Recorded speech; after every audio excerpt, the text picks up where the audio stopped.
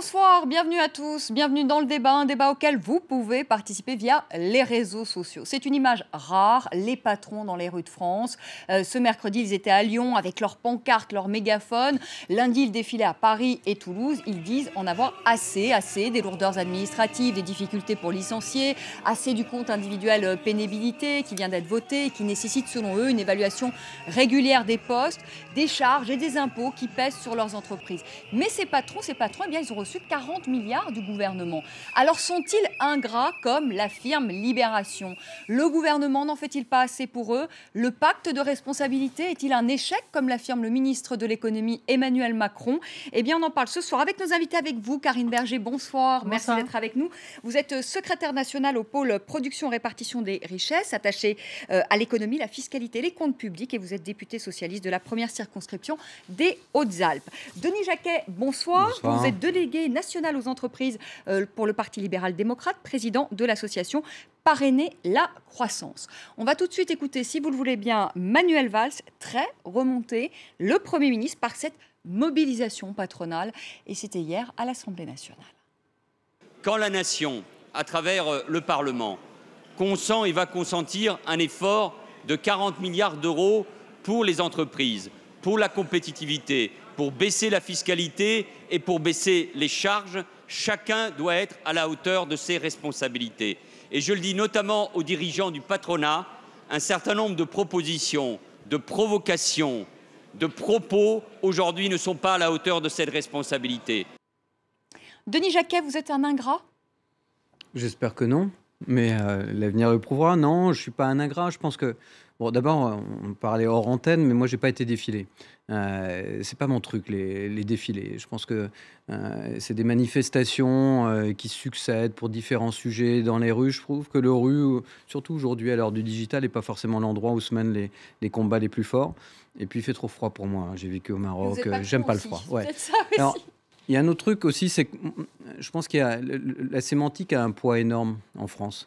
Et donc, du coup, on a appelé une catégorie pour mieux les opposer aux autres, que sont les salariés d'un côté et les patrons de l'autre. Moi, je ne m'estime pas patron. Moi, je suis chef d'entreprise, je suis créateur d'entreprise.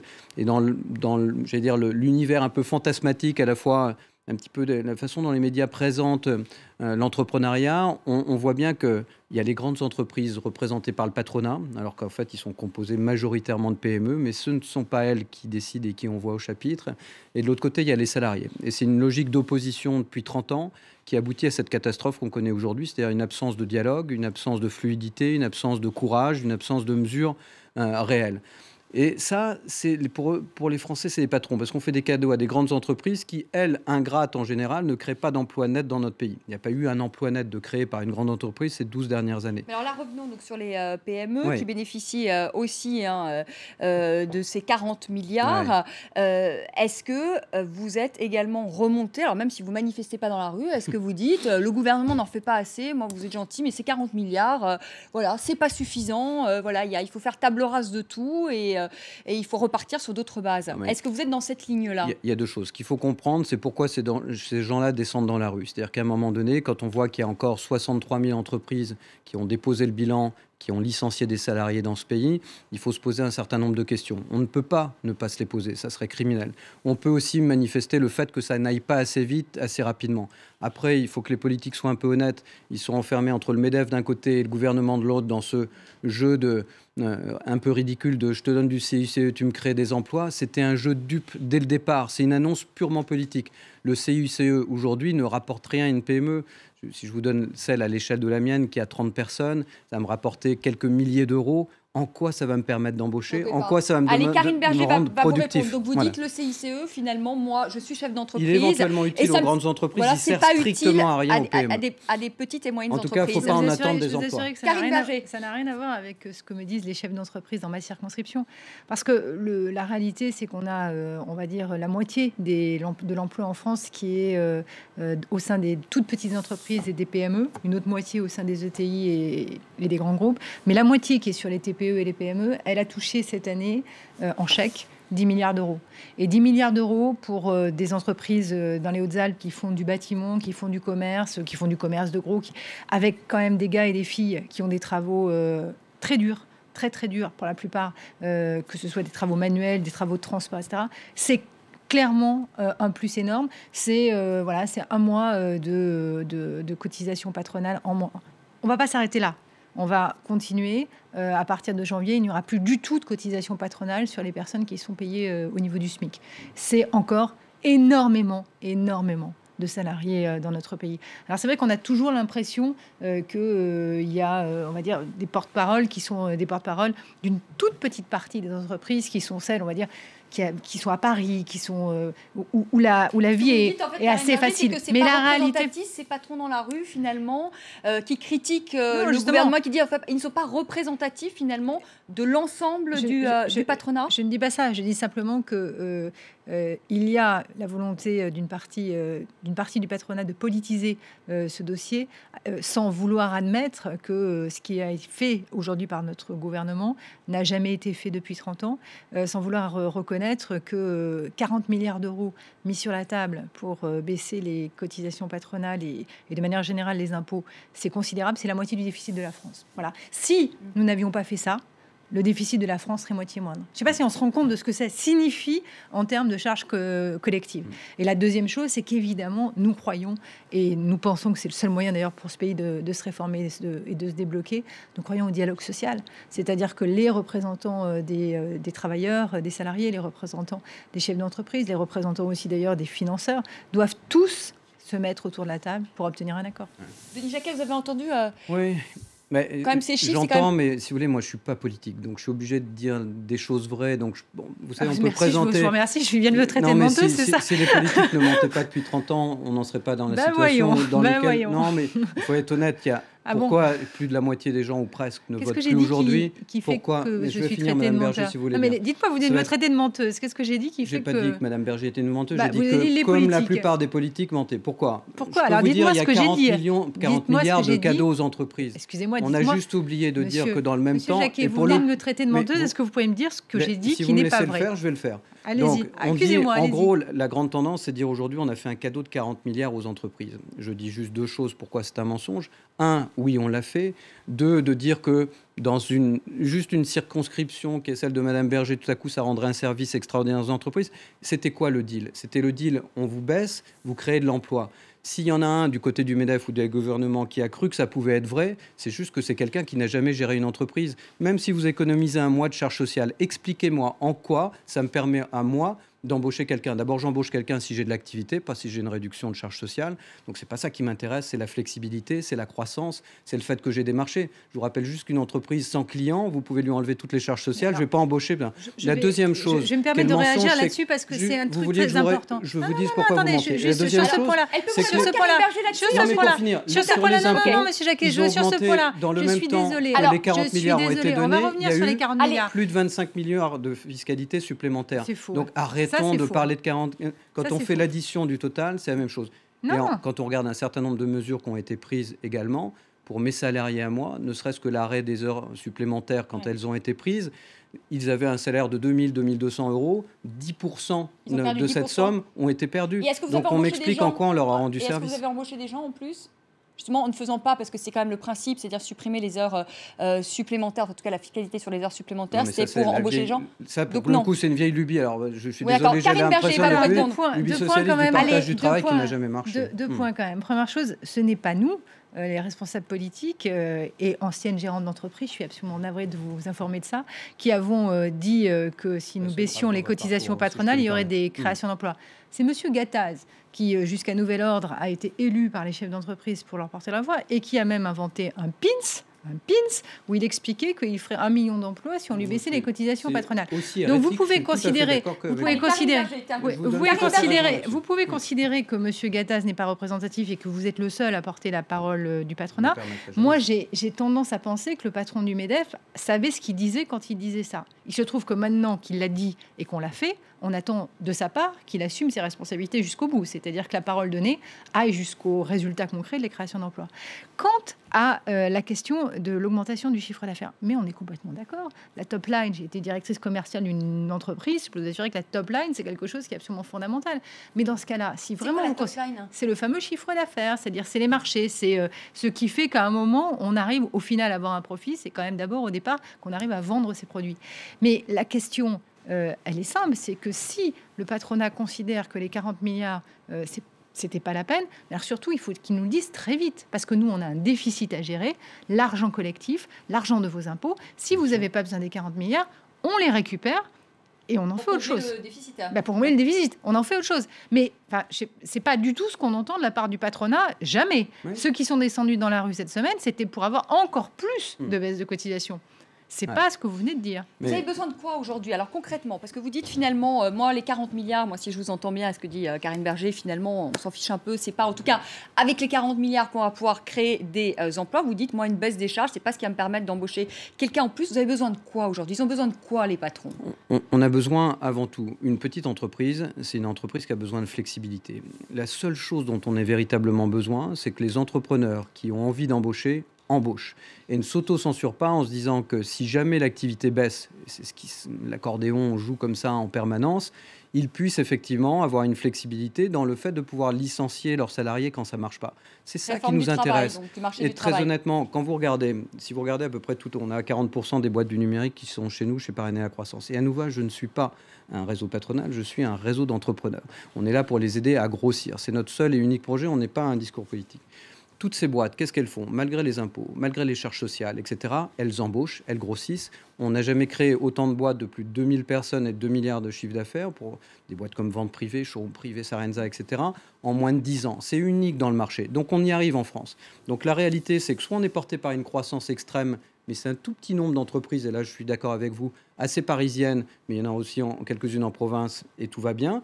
Mais les 90 autres % des entreprises françaises, ce dont elles ont besoin, c'est de la flexibilité. Donc moi, ce qui m'intéresse dans ce que fait le gouvernement aujourd'hui, et qu'on n'a jamais vu dans les gouvernements de droite auparavant, c'est enfin d'entendre un ministre socialiste qui me parle de seuils sociaux, c'est d'enfin parler de flexibilité, etc. Donc moi, je ne suis pas dans une position politique.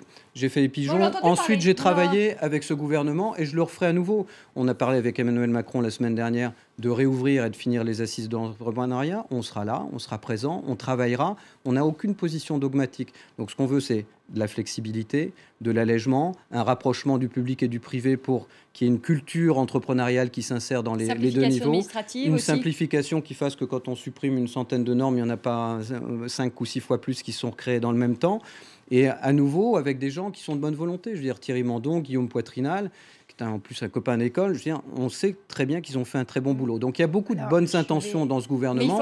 On attend maintenant des actes beaucoup plus forts. C'est intéressant sur la réforme du marché du travail, quand même, Karine Berger, parce que je pense aussi à Matteo Renzi, et vous avez suivi évidemment en Italie, le président du Conseil italien, qui est un homme de gauche, et voilà qu'il a fait passer, enfin via le Sénat, à voter une réforme du marché du travail qui permet justement plus d'assouplissement quand on veut. Pas du tout, pas par rapport au marché français. Parce que je vais tout de suite répondre à M. Jacquet. Il se trouve que ce qu'il demande existe déjà. Ça s'appelle d'abord des contrats qui sont des contrats ultra flexibles en France, qui s'appellent l'intérim et le CDD.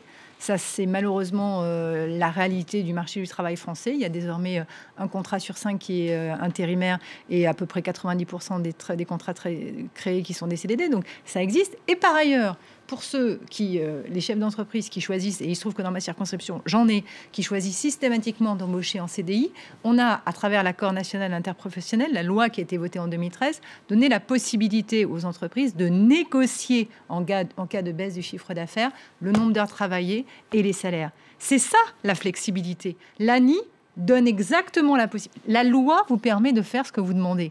Donc il faut simplement l'appliquer. Si vous avez un coup dur, vous pouvez négocier autant que vous voulez, exactement d'ailleurs comme ça se passait en Allemagne. Pourquoi je dis que la comparaison avec l'Italie n'est pas la bonne? L'Italie avait un point absolument particulier de son code du travail, c'était l'obligation de réintégration d'une certaine façon en cas de problématiques juridiques. C'est sur ce point-là que les choses ont été les plus dures pour Matteo Renzi. Il se trouve que ça n'existe pas en France. On va dire que c'est plutôt l'inverse. Il n'y a quasiment jamais d'obligation de réintégration. Donc on n'est pas du tout dans le même schéma. Le marché du travail français permet à tout chef d'entreprise qui souhaite soit avoir une totale flexibilité au travers des contrats précaires, soit la négociation avec des salariés qui sont en CDI, de le faire. On peut le faire. En Italie, on peut quand même licencier plus facilement avec cette loi qu'on ne le pouvait auparavant quand même. Non, et d'ailleurs, je vous promets que non. C'est-à-dire qu'il n'y a pas de licenciement plus facile. C'est simplement, qu'est-ce qui amène un licenciement ? C'est une question économique, essentiellement, ou une faute. Le licenciement économique, il existe en France et tout le monde sait bien dans quelles conditions il doit être fait. Donc, ce n'est pas la possibilité de licenciement qui est facilitée. C'est les suites juridiques éventuelles d'un licenciement économique qui, en Italie, étaient très particulières et ont fait l'objet de la crispation avec une partie du Parti démocrate. Denis Jacquet, donc moi, si j'entends bien Karine Berger, si vous avez besoin de licencier économiquement, aujourd'hui, c'est plus facile qu'auparavant. C'est ce que vous vivez ? C'est pas ce qu'on vit. Enfin, en tout cas, moi, parce qu'on parlait tout à l'heure de représentativité, c'est sûr que finalement, quand on cumule nos 4-5 réseaux, Croissance Plus, les réseaux Entreprendre, qui sont des réseaux nationaux, etc., et pas du tout parisiens, le CJD, dont les 2 tiers des membres sont en dehors de Paris, bon, on est quand même à peu près 15 000. Donc, j'ai la faiblesse de penser qu'on a un minimum de représentativité dans ce pays, sachant qu'à nouveau, nous ne sommes que des réseaux d'entrepreneurs. Mais ce qui est très clair, c'est que quand on fait un petit sondage régulier, mais c'est pas, à nouveau, il ne faut pas le prendre mal, parce que ce n'est pas lié à ce gouvernement en particulier. Je veux dire, aujourd'hui, ce n'est que l'aboutissement de 30 ans d'errement, de méconnaissance des PME et de refus de considérer que ce sont des acteurs qui ont un intérêt. Et je rappelle que l'entreprise, ce n'est pas seulement une PME, c'est aussi des commerçants, c'est aussi des artisans. Et tous ceux qu'on a vus depuis quelques jours dans la presse, etc., sont aussi des gens qui expriment leur désarroi face à l'embauche. Il y a aujourd'hui, très clairement dans ce pays, des gens qui n'osent pas embaucher. Donc il faut casser ce frein. Il y a un moment donné... La question des seuils sociaux, vous l'évoquiez tout à l'heure. Ouais. Karine Berger, justement. Les seuils sociaux, on rappelle à nos téléspectateurs quand même un mot. Je crois, Mm. c'est pas un certain nombre de salariés, il faut créer un comité d'entreprise. Enfin, tout devient soudainement plus lourd. C'est-à-dire plus vous grossissez et plus il y a des contraintes finalement qui viennent s'ajouter. Merci pour ce point-là, parce que je voudrais quand même revenir vers M. Jacquet. Vous dites que vous êtes représentatif. Donc, vous êtes parfaitement associé aux négociations qui ont lieu actuellement entre les représentants patronaux et les représentants des salariés. Écoutez, si vous n'êtes pas associé, demandez quand même à vos porte-voix de vous prendre en compte. La négociation a lieu actuellement. Elle est passionnante à suivre de l'intérieur. Elle est passionnante parce que les représentants patronaux, ils cherchent tout simplement à être les plus efficaces possibles. Les représentants des salariés aussi. Et il n'y a pas de négociation sur les questions de vin. La question, c'est comment on fait pour qu'il y ait un maximum de dialogue social dès qu'on est sur une PME, et comment on fait quand on est un grand groupe pour que les obligations de dialogue social ne se transforment pas en obligations administratives. C'est ça que la négociation est en train de clarifier. C'est assez passionnant. Et moi, j'ai une confiance totale, mais totale, dans les représentants patronaux, les représentants des salariés sur cette négociation-là. Je suis persuadée qu'en décembre, on aura un bel accord, qu'il n'y aura pas de remise en cause du seuil des vins, mais qu'en revanche, on aura des vraies solutions de dialogue social pour les PME et des dialogues sociaux pour les très grands groupes. Moi, j'aimerais bien, je rêverais qu'on vive enfin dans un monde idyllique. L'avenir le dira, l'avenir très proche le dira. Moi, ce que je constate, c'est que de toute façon, culturellement, la plupart de ces gens qui sont assis autour de la table sont tous issus de grands groupes. Ils ne connaissent que l'univers du grand groupe. Et dans un grand groupe, la particularité, c'est que vous avez un directeur des ressources humaines, il a 5 assistantes, 10 collaborateurs, 10 collaboratrices, et que quand on lui impose un accord nouveau, il a toute la capacité de le mettre en œuvre parce que il a déjà des services internes pour le faire et il a toute une ribambelle de conseils pour l'accompagner. Quand vous avez une boîte de 10 ou 20 personnes qui, en général, font les frais de ces négociations au final, on leur dit maintenant, appliquez ça. Mais est-ce que vous savez que moi, j'ai 5 salariés, 10 salariés, je fais comment? Qui s'en occupe? Qui le gère? Avec quel argent je vais payer ces conseils pour m'accompagner? La réponse est juste 0. Donc aujourd'hui, la plupart du temps, ce qui a été très déformé dans ce discours, c'est de dire qu'effectivement, c'était déshabiller les salariés de leur capacité à être représentés. Ce n'est pas du tout le cas. Aujourd'hui, une boîte qui passe le cap des 50 a 36 nouvelles législations ou 38 qui s'appliquent à elle. Et ce n'est pas uniquement le problème de la représentation salariale, c'est toutes les législations. Donc c'est une simplification autour du fait de ne pas avoir peur de grossir qu'il faut faire. Et on cantonne tout à quelle est la représentation, mais ce n'est pas le sujet principal. Karine Berger, le mot de la fin. Juste, c'est pas moi dans ce débat qui doit représenter le patronat, mais quand je sais que M. Gattaz est patron d'une entreprise de taille intermédiaire, c'est-à-dire d'une grosse PME, quand je sais que M. Roux de Bézieux a lui-même créé plusieurs entreprises, numéro 2, je suis un peu étonnée sur le fait que vous les accusiez d'être représentants des grands groupes, parce que ces deux personnes avec qui j'ai des gros désaccords sur un certain nombre d'orientations incarnent tout sauf des grands groupes. Ils incarnent bel et bien, notamment Roux de Bézieux, l'entrepreneur. Bah oui, c'est les deux qui négocient. C'est bien le MEDEF et son fonctionnement, entre ce que veulent les personnes et les structures. Vous êtes d'accord. Merci beaucoup. Merci Karine Berger d'être venue sur le plateau de France 24. Merci beaucoup Denis Jacquet d'être venu sur le plateau de France 24. Très belle soirée à vous. À tout de suite.